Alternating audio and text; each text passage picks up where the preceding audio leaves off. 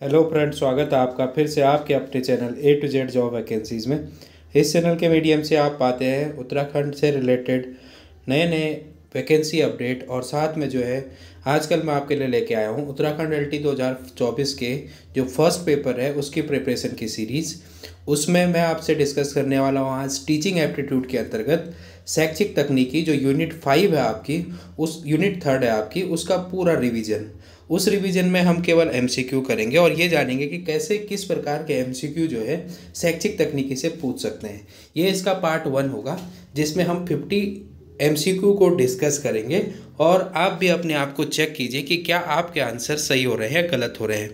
तो अगर आपने शैक्षिक तकनीकी की यूनिट अभी डिस्क्रिप्शन में नहीं देखी है, डिस्क्रिप्टिव मीन्स होता है कि जहाँ आपके पास पूरी स्टडी वहाँ हो रखी है, मींस जो मैंने क्लासेस दी हैं आपको, यूनिट 3 हमने कंप्लीट किया है। उस यूनिट 3 पर आप टॉपिक वाइज जो है डिटेल वीडियोस देखना चाहते हैं तो आपके डिस्क्रिप्शन बॉक्स में मैं उसका लिंक दे रहा हूँ, वहाँ से आप देख सकते हैं। वहाँ यूनिट 5 चल रही है। इसी तरह से पहले हम यूनिट 3 कंप्लीट की, अब मैं आपको यूनिट 3 के ऑब्जेक्टिव दे रहा हूँ, फिर यूनिट 5 करेंगे, फिर यूनिट 5 जब कंप्लीट हो जाएगी तो उसके ऑब्जेक्टिव आपके लिए लेके आऊँगा। इसी तरह से सारा सिलेबस कवर होगा। और अगर आप चैनल पर नए हैं तो चैनल को सब्सक्राइब करना मत भूलिए। चलिए बढ़ते हैं आज के क्वेश्चंस की तरफ। पहला क्वेश्चन है, देखिए कि शैक्षिक तकनीकी शब्द का प्रयोग सर्वप्रथम किसने किया था। तो 4 ऑप्शन आपके पास हैं, ग्लेजर, सिडनी प्रेसी, स्किनर और ब्राइट मोरले। तो यहाँ पे जो इसका सही आंसर हो जाएगा वो हो जाएगा ऑप्शन नंबर बी। होपफुली आपको ये पता होगा कि सिडनी प्रेस ने जो है सबसे पहले शैक्षिक तकनीकी शब्द का प्रयोग किया था। बढ़ते हैं दूसरे प्रश्न की तरफ। शैक्षिक तकनीकी से क्या अभिप्राय है। शिक्षण में प्रौद्योगिकी, शिक्षा की प्रौद्योगिकी, शिक्षा में प्रौद्योगिकी, दोनों, बी और सौ, यानी बी और सी दोनों। तो यहाँ पे देखिए जो शिक्षा की तकनीकी होती है वो हार्डवेयर और सॉफ्टवेयर दो चीज़ों पे चलती है। हार्डवेयर और सॉफ्टवेयर जिसमें शिक्षा की प्रौद्योगिकी और शिक्षा में प्रौद्योगिकी होता है। तो इसका मतलब इसका सही आंसर हो जाएगा आपके पास डी, यानी सेकंड का हो जाएगा डी, शिक्षा की प्रौद्योगिकी और शिक्षा में प्रौद्योगिकी। बढ़ते हैं तीसरे प्रश्न की तरफ। शिक्षा के क्षेत्र में तकनीकी शब्द का प्रयोग कब से माना जाता है। तो जनरली जो है कम से कम 20 साल हो गए हैं, लेकिन वो ऑप्शन इसमें नहीं है। तो इसके हिसाब से अगर आप देखेंगे तो इसका ऑप्शन नंबर डी हो जाएगा सही। तो ये हो जाएगा आपका डी। बढ़ते हैं अगले प्रश्न की तरफ। प्रश्न संख्या 4 इंपॉर्टेंट है। देखिए, परिभाषा से रिलेटेड प्रश्न है कि यह किस विद्वान ने कहा कि तकनीकी का संबंध समस्याओं का समाधान अधिक प्रभावशाली ढंग से करना जिससे कार्यकुशलता का भी विकास हो। ये स्टेटमेंट किसका है ये आपको बताना है। Skinner, H.J. लेरिट, मैकग्रेथ या आर नयाल का। तो जो ये चौथा क्वेश्चन है इसका सही आंसर हो जाएगा आपके पास बी, H.J. लेरिट का। तो ये जो कथन है आपका वो H.J. लेरिट का है, इसलिए इसका ऑप्शन हो जाएगा बी सही। बढ़ते हैं पांचवें प्रश्न की तरफ। पांचवा प्रश्न है, देखिए, शिक्षण तथा अनुदेशन में अव्ययों, प्रविधियों, विद्युत प्राविधियों, माध्यमों तथा मशीनों में उपयोग करना जिससे पुस्तकालय, प्रयोगशाला और पाठ्य पुस्तकें अधिक प्रभावी हो सके, यह कथन किसका है। इस कथन के बारे में बताना आपको कि यह कथन किसने दिया है। देखिए, कथन वाले क्वेश्चन पिछली बार LT में पूछे गए थे, इस बार भी पूछे जाएंगे, ध्यान रखिएगा। तो ये कथन जो है मैकग्रेथ, सांगो, मैकरवे और R.A. शर्मा, इसमें से किसका है ये आपको बताना है। तो इसका सही आंसर आपके पास हो जाएगा क्वेश्चन नंबर 5 का ए, मैकग्रेथ का। होपफुली आपका आंसर सही रहा होगा। बढ़ते हैं अगले प्रश्न की तरफ। अगला है प्रश्न संख्या 6 कि तकनीकी किस मनोविज्ञान की देन है। साइबरनेटिक, शिक्षा प्रणाली, प्रौद्योगिकी। तो जो तकनीकी है वो किसकी देन है, मनोवैज्ञानिक देन किसकी है ये आपको बताना है। तो इसका भी आप सही आंसर दे रहे होंगे। इसका सही आंसर हो जाएगा साइबरनेटिक का।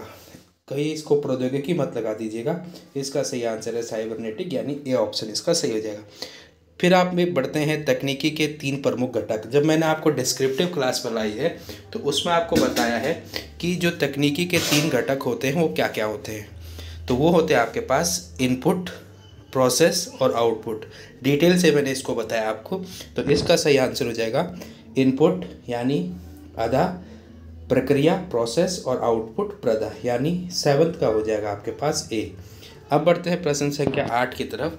प्रश्न संख्या 8 है आपके पास कि अधिगम के विज्ञान और शिक्षण की कला नामक प्रपत्र लिखा है। देखिए, अधिगम के विज्ञान और शिक्षण की कला नामक जो प्रपत्र है ये किसने लिखा है? BB Singh, doctor Shashank, doctor Kulshreshtha, PF Skinner. ये बहुत इंपॉर्टेंट प्रश्न है और इसका सही आंसर है आपके पास डी, बीएफ स्किनर की कृति है अधिगम के विज्ञान तथा शिक्षण की कला। बढ़ते हैं प्रश्न संख्या 9 की तरफ। शैक्षिक प्रौद्योगिकी का कार्य है। अब आपको बताना है कि शैक्षिक प्रौद्योगिकी का कार्य क्या है। तो आपके पास 4 ऑप्शन है। शिक्षा में नवीन तंत्रों का प्रयोग, शिक्षा को यंत्रीकृत करना, शिक्षा को जनसंचार से प्रभावी बनाना, सीखने की प्रक्रिया में विभिन्न तरीकों और सामग्री द्वारा सुधार लाना। तो जो प्रश्न संख्या 9 होगा इसका सही आंसर हो जाएगा डी, कि सीखने की प्रक्रिया के विभिन्न तरीकों और सामग्री द्वारा सुधार लाना। तो जो प्रश्न संख्या 9 है इसका आंसर हो जाएगा डी। अब बढ़ते हैं प्रश्न संख्या 10 की तरफ। प्रश्न संख्या 10 है शैक्षिक प्रौद्योगिकी क्या है। देखिए, शिक्षा सिद्धांत का अंग है, शिक्षा मनोविज्ञान का अंग है, शिक्षा दर्शन का अंग है, उपयुक्त की बात एक स्वतंत्र और नवीन क्षेत्र है। तो शिक्षा तकनीकी क्या है? शिक्षा सिद्धांत का अंग है, शिक्षा मनोविज्ञान का अंग है, शिक्षा दर्शन का अंग है, या उपयुक्त की बात एक स्वतंत्र और नवीन क्षेत्र है। तो आपको पता है कि शैक्षिक प्रौद्योगिकी जो है एक नवीन क्षेत्र है, तो इसका ऑप्शन नंबर हो जाएगा डी सही। ये अपने आप में एक क्षेत्र है। अब बढ़ते हैं प्रश्न संख्या 11 की तरफ। शिक्षा तकनीकी आधार के 3 प्रमुख क्षेत्र हैं। शिक्षण तकनीकी, अनुदेशात्मक तकनीकी, प्रशिक्षण तकनीकी। दूसरा ऑप्शन है शिक्षण तकनीकी, शिक्षण प्रौद्योगिकी, शिक्षण प्रशिक्षण। तीसरा ऑप्शन है आपके पास शिक्षण अधिगम, अनुदेशन। चौथा ऑप्शन है आपके पास उपयुक्त में से कोई नहीं। तो 11th का जो सही आंसर हो जाएगा वो आपके पास हो जाएगा ए, यानी शिक्षण तकनीकी, अनुदेशात्मक तकनीकी और प्रशिक्षण तकनीकी। ये जो है 3 प्रमुख क्षेत्र हैं शिक्षा तकनीकी। क्या क्या? शिक्षण तकनीकी, अनुदेशनात्मक तकनीकी और प्रशिक्षण तकनीकी। तो इसका ऑप्शन नंबर हो जाएगा ए सही 11 का। बढ़ते हैं प्रश्न संख्या 12 की तरफ। मशीन प्रशिक्षण तथा अनुदेशन कार्यों में मशीनों के प्रयोगों को क्या कहा जाता है? मशीन प्रशिक्षण तथा अनुदेशन कार्यों में मशीन के प्रयोग को, मशीन का प्रयोग करना है आपको, तो उसे क्या कहते हैं? हार्डवेयर आयाम, सॉफ्टवेयर आयाम, शिक्षण, उपयुक्त में से कोई नहीं। तो 12वां का हो जाएगा सही ऑप्शन नंबर ए, हार्डवेयर, जिसको आप छू सकते हो। बढ़ते हैं प्रश्न संख्या 13 की तरफ। शिक्षण प्रशिक्षण और अनुदेशन कार्यों में मशीन के प्रयोग को कहा जाता है। अब मशीन का जो प्रयोग होगा उसे शिक्षण अधिगम कहेंगे, सॉफ्टवेयर कहेंगे, शिल्प आयाम कहेंगे या हार्डवेयर आयाम कहेंगे। तो इसका भी आप सही आंसर दे रहे होंगे क्योंकि ये भी पिछले क्वेश्चन की तरह ही है। डी ऑप्शन सही हो जाएगा, हार्डवेयर। क्योंकि हार्डवेयर क्या होता है? जो आप बाहर से मशीनों का यूज कर रहे हैं उसके अंदर जो प्रोसेसिंग चल रही है वो आपकी सॉफ्टवेयर होती है। हार्डवेयर आयाम की संज्ञा दी जाती है निरपेक्ष तकनीकी की, प्रौद्योगिकी की, सापेक्ष तकनीकी की, मशीन तकनीकी की।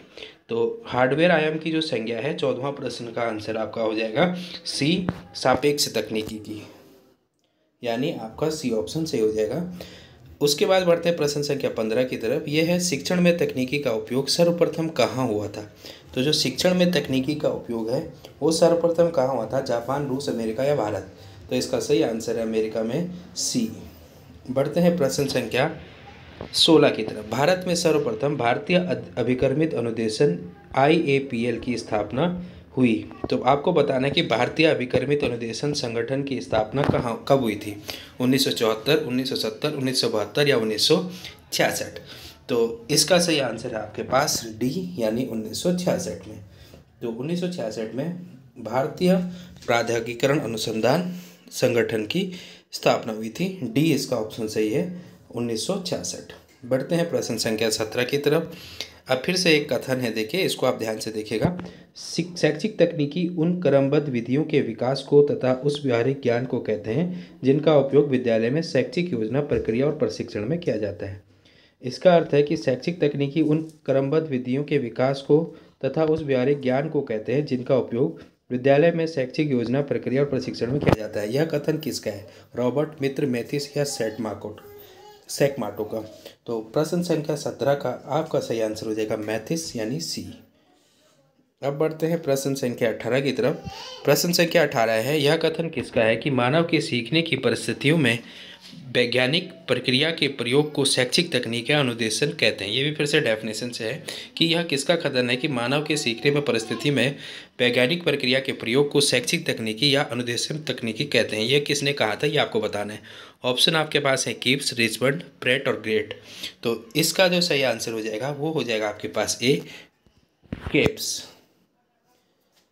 इसको कॉप्स भी बोलते हैं, तो इसको आप कॉप्स भी पढ़ सकते हैं, कॉप्स। अब बढ़ते हैं प्रश्न संख्या 19 की तरफ। जब दृश्य श्रव्य सामग्री का उपयोग शिक्षा के उद्देश्यों की प्राप्ति के लिए किया जाता है तब इसे, अगर आप दृश्य श्रव्य सामग्री का उपयोग जो है शिक्षा के उद्देश्यों की प्राप्ति के लिए कर रहे हैं तो आप इसे क्या कहेंगे। प्रथम शैक्षिक तकनीकी कहा जाता है, द्वितीय शैक्षिक तकनीकी कहा जाता है, जनसंचार द्वारा शिक्षण की प्राप्ति कहा जाता है, या उपयुक्त में से कोई नहीं। तो इसका सही आंसर हो जाएगा प्रथम शैक्षिक तकनीकी। अगर आप टीचिंग दृश्य श्रव्य सामग्री का उपयोग कर रहे हैं शिक्षा में तो इसे कहते हैं प्रथम शैक्षिक तकनीकी। अब बढ़ते हैं प्रश्न संख्या 20 की तरफ। लैम्सडैन ने शैक्षिक तकनीकों को कितने रूपों में बांटा था। तो लैम्सडैन ने जो है शैक्षिक तकनीकों को कितने तरीके में, कितने रूपों में बांटा था, ये आपको बताना है। तो इसमें आपके पास ऑप्शन है शैक्षिक तकनीकी प्रथम हार्डवेयर में, सॉफ्टवेयर में और शैक्षिक प्रणाली में। तो आपको पता है कि शैक्षिक तकनीकों को 3 भागों में बांटा जाता है, इसलिए इसका उपयुक्त तीनों सही हो जाएगा डी ऑप्शन, क्योंकि एक होता है हार्डवेयर, एक होता है सॉफ्टवेयर, एक होता है आपका प्रणाली विश्लेषण जिसे आप सिस्टम कहते हैं। आगे बढ़ते हैं प्रश्न संख्या 21 की तरफ बात करते हैं। सॉफ्टवेयर आयाम में कितने पक्षों पर बल दिया गया है।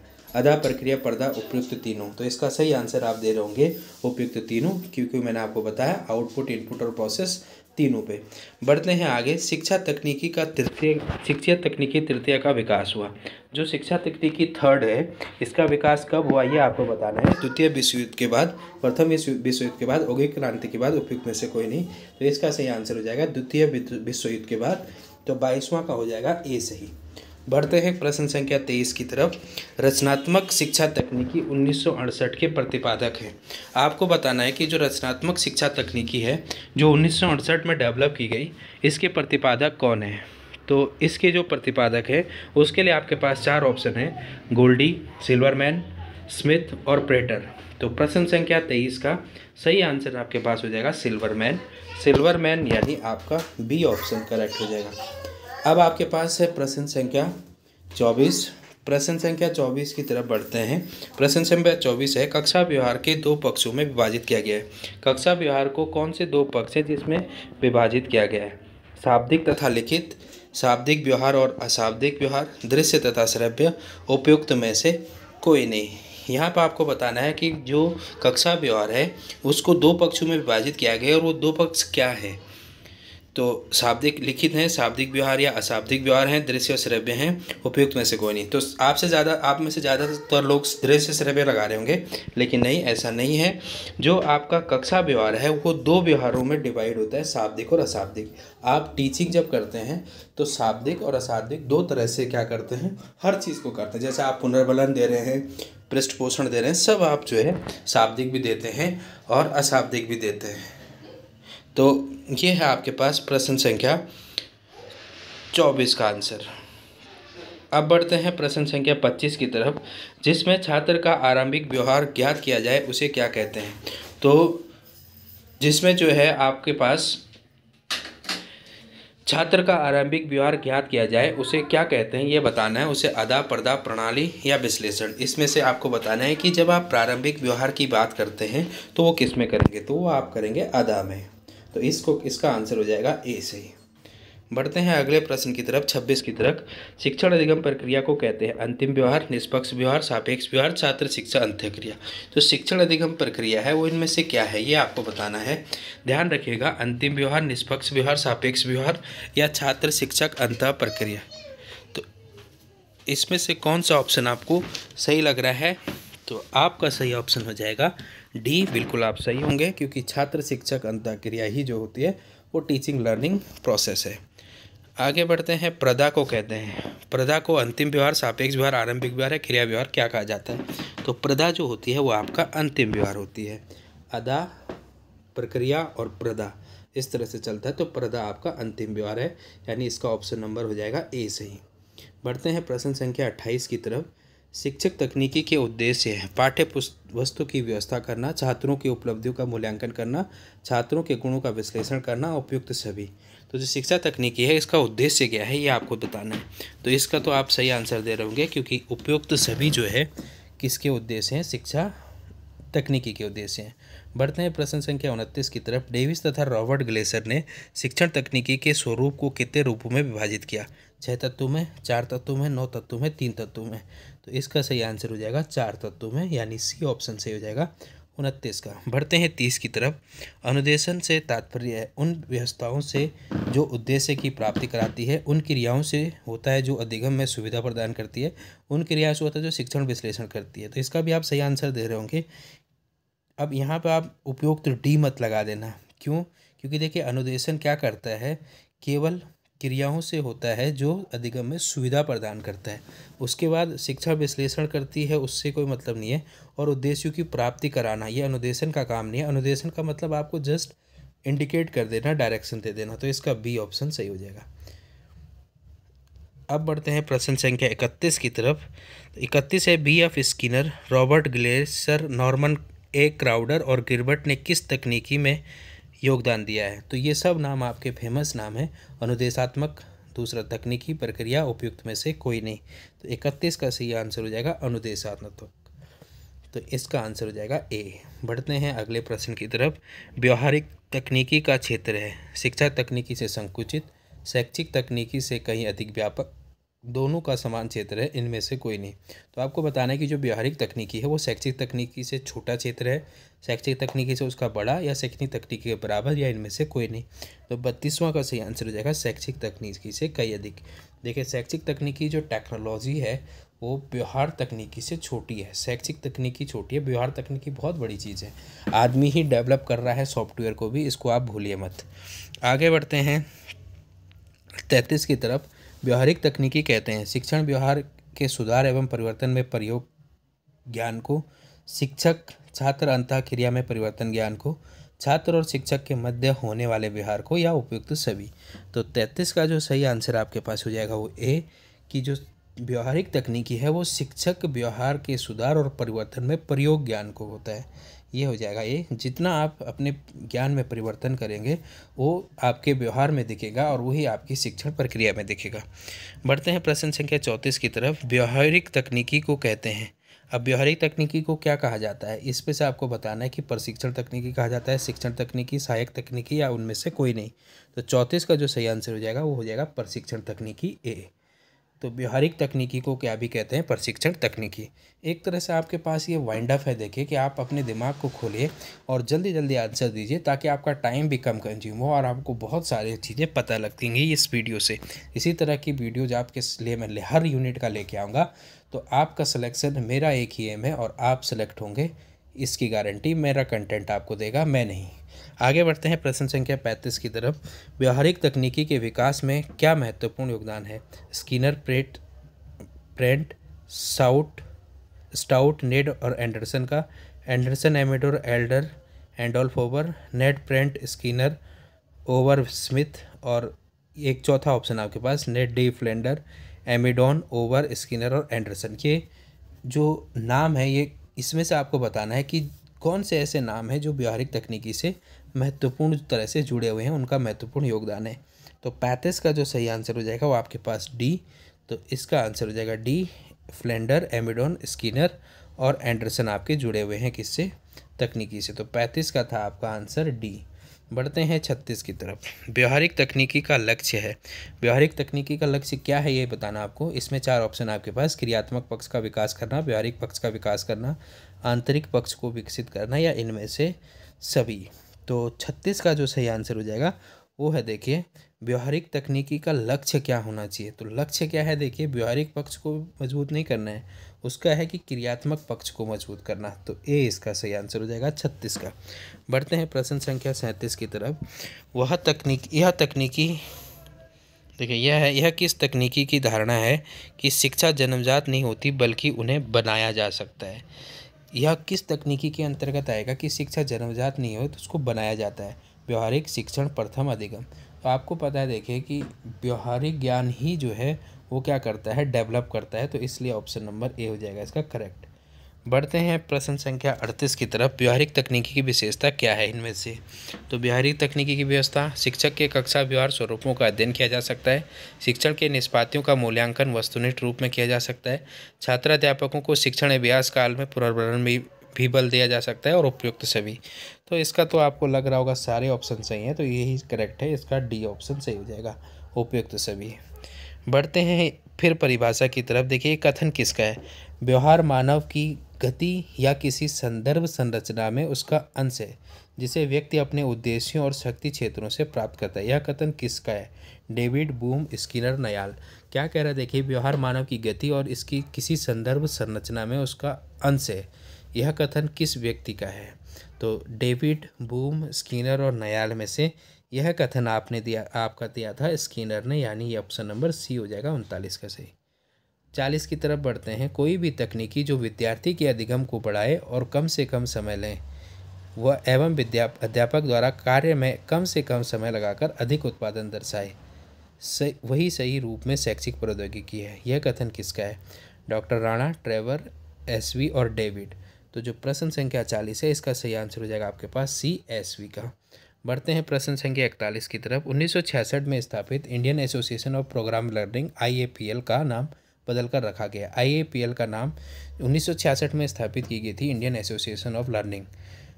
ये पहले IAPL थी, अब इसका नाम क्या है ये आपको बताना है। Indian association for teaching programme, Indian association of educational technology, Indian association of programme education, और इनमें से कोई नहीं।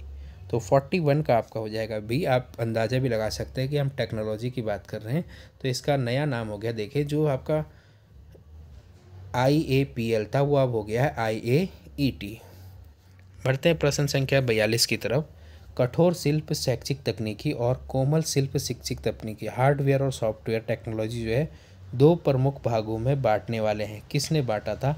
लैम्सडेन, मैथिस, फिन डेसिक, स्किनर, मैथिस, फिन डेसिको, Brown, Skinner, Finn Lumsdaine, Finn, Mathis, Brown और लैम्सडोन। जो शैक्षिक तकनीकी है उसको दो भागों में, सॉफ्टवेयर और हार्डवेयर में, किसने बांटा था ये आपको बताना है। तो बहुत लोगों ने बांटा था, उसमें से 4 जो लोग हैं वो हुए आपके पास लैम्सडेन, मैथिस, फिन और डेसिको। यहाँ पे सही हो जाएगा ऑप्शन नंबर ए। बढ़ते हैं प्रश्न संख्या 43 की तरफ। शिक्षा तकनीकी एक से चलिए बढ़ते हैं प्रश्न संख्या 43 की तरफ। शिक्षा तकनीकी के चतुर्थ और अंतिम रूप को क्या कहते हैं ये आपको बताना है। तो इसमें से आपके पास ऑप्शन है अनुप्रस्थ प्रारूप, अनुदेशन प्रारूप, उपप्रस्थ प्रारूप और इनमें से कोई नहीं। तो 43 का हो जाएगा आपके पास बी सही, अनुदेशन प्रारूप। तो 43 का आपके पास बी। अब बढ़ते हैं क्वेश्चन नंबर 44 की तरफ। अनुदेशन प्रारूप में अनुदेशन का अर्थ क्या होता है ये आपको बताना है। सूचनाएं प्रदान करना होता है, सूचनाएं एकत्रित करना, सूचनाएं संप्रेषित करना या अनुप्रारण करना। तो इसका हो जाएगा सूचनाएं प्रदान करना। अनुदेशन में आप केवल सूचनाएं प्रदान करते हैं, उसके बाद आप ये नहीं देखते हैं कि उसका रिजल्ट क्या निकला है। अनुदेशन का मतलब हो गया कि आपने किसी को अनुदेशित कर दिया है, बस। बढ़ते हैं प्रश्न संख्या 45 की तरफ। प्रारूप का अर्थ है, यहाँ पे आपको थोड़ा सा मिसप्रिंटिंग दिख रहा है, ध्यान रखिएगा, प्रारूप है ये। तो प्रारूप का अर्थ क्या होगा? तो वैज्ञानिक विधियों द्वारा सूचनाएं देना, वैज्ञानिक विधियों द्वारा सूचनाएं संकलित करना, वैज्ञानिक विधियों द्वारा परीक्षित सिद्धांत, उपयुक्त में से कोई नहीं। तो जो क्वेश्चन नंबर 45 है इसका सही आंसर हो जाएगा सी, वैज्ञानिक विधियों द्वारा परीक्षित सिद्धांत। बढ़ते हैं आपके प्रश्न संख्या 46 की तरफ। अनुदेशन प्रारूप आधुनिक कौशल, प्रविधियों और युक्तियों का शिक्षा और प्रशिक्षण में प्रयोग है। यह कथन किसने कहा है? अनुदेशन प्रारूप आधुनिक कौशल, प्रविधियाँ तथा युक्तियों का शिक्षा और प्रशिक्षण में प्रयोग है। यह कथन किसका है यह आपको बताना है।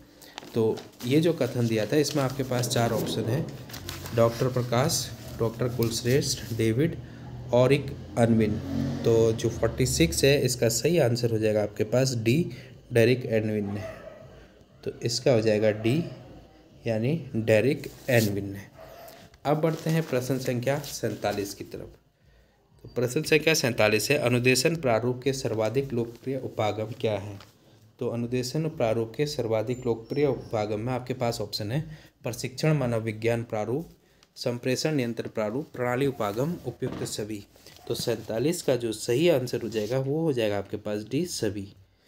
बढ़ते हैं प्रश्न संख्या 48 की तरफ। संप्रेषण नियंत्रण तकनीक शब्द ग्रीक भाषा के किस शब्द से निकला है? संप्रेषण जो है, संप्रेषण नियंत्रण जो शब्द है वो ग्रीक भाषा के किस शब्द से निकला है? तो ऑप्शन आपके पास आइजरकेट्स, साइबरनेट, नाइबरनेट्स और काइबरसेट। तो जो 48 है इसका सही ऑप्शन हो जाएगा आपके पास बी साइबरनेट। अब बढ़ते हैं प्रश्न संख्या 49 की तरफ। यह अवधारणा संबंधित है मानव व्यवहार संगठित प्रणाली के रूप में कार्य करता है। यह जो स्टेटमेंट दे रहे हैं आपको कि मानव व्यवहार संगठित प्रणाली के रूप में कार्य करता है, यह किस से संबंधित है? व्यवहार तकनीकी से, प्रणाली विश्लेषण से, पृष्ठपोषण विज्ञान से या प्रशिक्षण विज्ञान से? तो ये जो संबंधित है आपका प्रणाली विश्लेषण से, तो इसका हो जाएगा बी। और बढ़ते हैं आज के लास्ट प्रश्न की तरफ। वो है ब्लूम के शिक्षा उद्देश्यों के निर्माण में कितने कारक निर्धारित किए गए हैं? तो ब्लूम ने जो अपने शिक्षा के उद्देश्यों के निर्माण किया था उसमें कितने कारकों का निर्धारण किया था? तो 3, 4, 6 और 5। तो ज्ञान आपको पता ही है ब्लूम के द्वारा जो दिए गए थे क्या क्या थे वो आपको बताने हैं। मैंने आपको एक हिंट दे दिया है ज्ञान की तरह जो मेरा मुंह से निकल गया, लेकिन बाकी आप करेंगे। तो इसका ऑप्शन नंबर ए हो जाएगा 3। तो वो 3 क्या हैं ये आपको बताना है मुझे कि ब्लूम ने जो शिक्षा उद्देश्य निर्माण किया था उसमें किन 3 कारकों का ध्यान रखा था। एक तो मैंने आपको पहले ही बता दिया ज्ञान, अब बाकी के 2 आपको कमेंट बॉक्स में कमेंट करके बताने हैं। तो ये थे आपके आज के 50 प्रश्न। इसी तरह से मैं इसके पार्ट 2 भी लेके आऊँगा और जितने मैक्सिमम क्वेश्चन मैं प्रोवाइड कर पाऊँगा यूनिट 3 के वो आपको दूंगा। तो बने रहिए आप A to Z job vacancies के साथ और आप चैनल को सब्सक्राइब करना मत भूलिए ताकि आप जो है अच्छी तरह से अपनी प्रिपरेशन को आगे बढ़ा पाएँ। All the best, good luck, good bye.